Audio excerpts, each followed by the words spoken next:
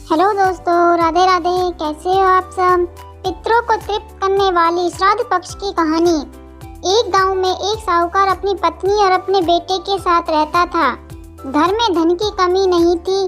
बेटा बड़ा हुआ एक सुंदर सुशील कन्या के साथ उसका विवाह कर दिया। कुछ साल बाद एक दिन साहूकार की मृत्यु हो गई।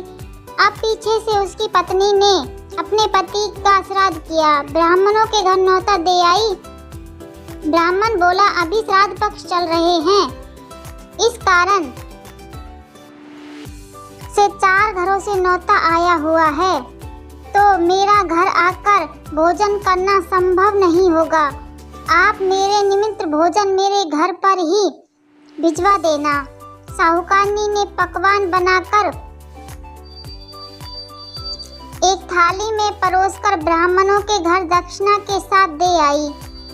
उस थाली से थोड़ा भोजन ब्राह्मण ने, थोड़ा उसकी पत्नी ने और बचा हुआ भोजन बच्चों ने खा लिया। इस कारण हर श्राद्ध पर साहूकारनी पकवान बनाकर थाली में भोजन परोसकर दक्षिणा के साथ ब्राह्मण के घर देकर आ जाती। एक बार श्राद्ध पर उसे किसी कारण गांव से बाहर जाना था। उसने अपनी बहू से कहा, भोजन थाली में परोसकर ऊपर दक्षिणा रख देना। अपने ससुर जी के नाम से वह भोजन समय पर ब्राह्मण के घर दे आना।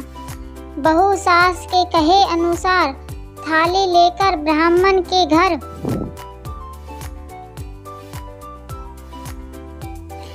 जाने के लिए निकली तो सामने एक 12-13 वर्ष का बालक मिला। वह साहूकारनी की बहू से बोला, मुझे बहुत जोरों की भूख लगी है, कुछ पैसे या भोजन दे दो। वह बोली, मेरे पास पैसे तो नहीं हैं। इस थाली में जो भोजन है वह तुम खा लो। उसे घर में भोजन करवाया। लड़के ने पेट भरकर भोजन किया। बहू ने थाली साफ कर कर रख दी। शाम को सासू जी ने पूछा तो बहू डर के मारे झूठ बोल गई।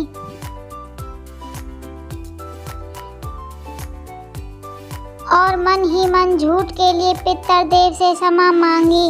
रात में सब सो गए। साहूकार रात में अपनी पत्नी के सपने में आया और बोला, इतने समय बाद आज मैंने पेट भरकर भोजन किया है।